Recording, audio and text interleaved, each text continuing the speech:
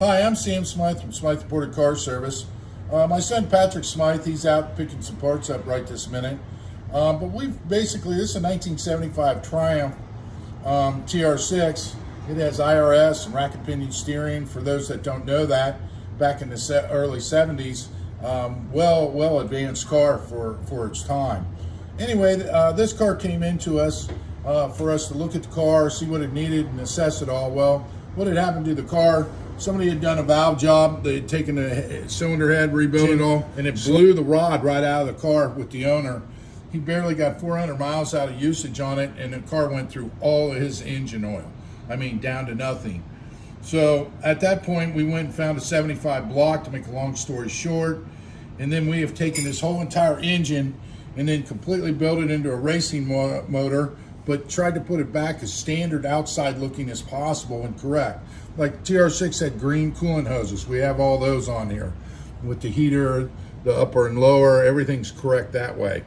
So the Zenith Strombergs, this is what the car came with. But we had to plane the manifolds, the exhaust manifolds, the intake manifolds.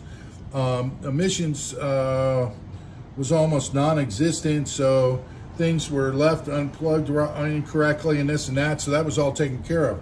So basically we rebuilt this motor.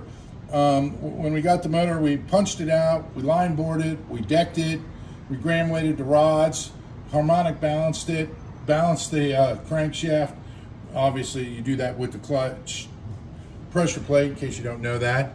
And then we went after vacuum issues, intake issues, coolant issues, oil delivery issues, all this making sure that when having a new motor in here, new motors are subject to go bad quicker than a older motor that has some mileage on it. They're a little bit more forgiving.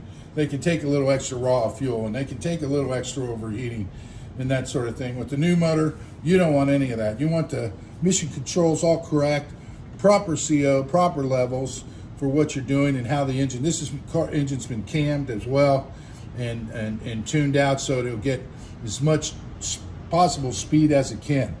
So, and then we put the new air vent in the front, and then the new radiator with the cooling system, vented some of the lines that needed to be done as well.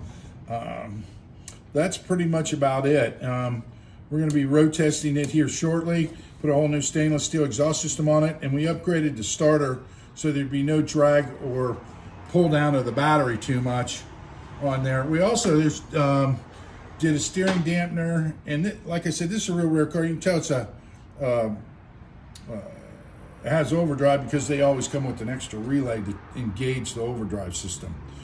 So that's pretty much about it. If you have any questions with a Triumph of any kind, year, make, and model, please give us a call. We'll be happy. We go from all the way from the early beginning times of when Triumph started all the way up to when they discontinued the TR6 in 1976, which was last year. So feel free to give us a call, stop by. And if you need anything done, we can do everything from complete restoration to partial restoration. Thank you.